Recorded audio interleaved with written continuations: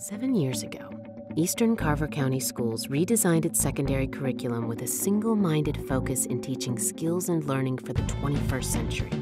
Students will graduate from the district into a world that is dependent on technology. As the traditional world of work is changing, they will need an entrepreneurial spirit and a drive to succeed. Eastern Carver County Schools wants students to be ready for success in all areas of study, like science, engineering, and art.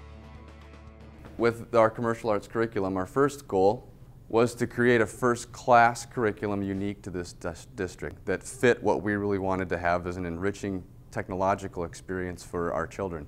We need to bring the level of our curriculum to where they're at the middle level. And so we went about with our goal with the visual arts standards, and then because of those visual arts standards, we come to what a learning target would be. When middle school students come in for their first day of class, the high expectations can be a bit overwhelming. And a learning target on the first day, I'll say something like, by the end of this class, you will be able to create 3 overlapping shapes that use linear and radial gradients. You will then convert your objects to paths and adjust the blur to 50% while editing the nodes. And then I have a class of 35 students that have the glazed eye, and they don't know anything that I just said. And that's the whole intent with giving them that instruction, because one part of this curriculum is that they learn the language, the vocabulary of the graphic arts when it comes to technology. Students quickly learn that in commercial arts, it's not about them. Successful commercial artists have to work with clients and communicate something special about a product or service. This class focuses on what is your client going to want in the business world. They're going to come to you and ask you for a logo design. And we really stress it doesn't really matter how you want the artwork to look. You're now developing something for another person in a business application. And so you have to be able to read and communicate with that person to come up with a successful design. Students Mackenzie and Emma decided their team's project would be an advertisement for a popular brand of candy. But they quickly ran into a problem. Once we were finished, we discovered that unfortunately we didn't have enough pictures for the project requirements, so we had to come together as a group and brainstorm a new idea to add to the film. We also learned a lot of real-world skills from this.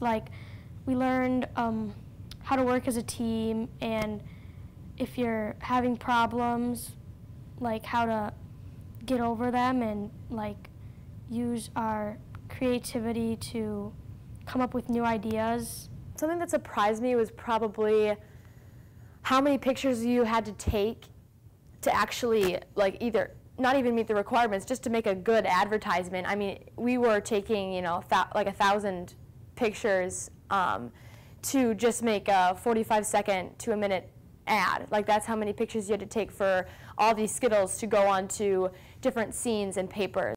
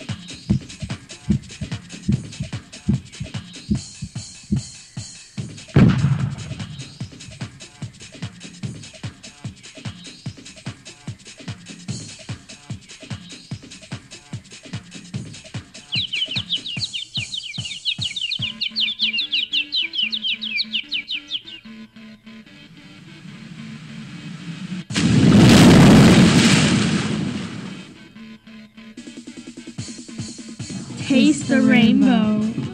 You guys will be able to film on one set and then build that third set. For teacher Brian Thompson, giving students new tools to learn means new ways that student projects can astonish. What was out there was still studio-based. There wasn't really a lot out there that involved complicated programs to really create something that looks professional. And so we wanted to tailor this curriculum to bring the level of technology up to a standard that looks like a much more finished professional design product.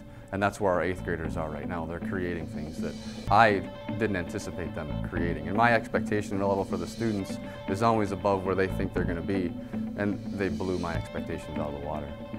This is just another example of what students can do when they have exceptional, personalized learning in Eastern Carver County Schools.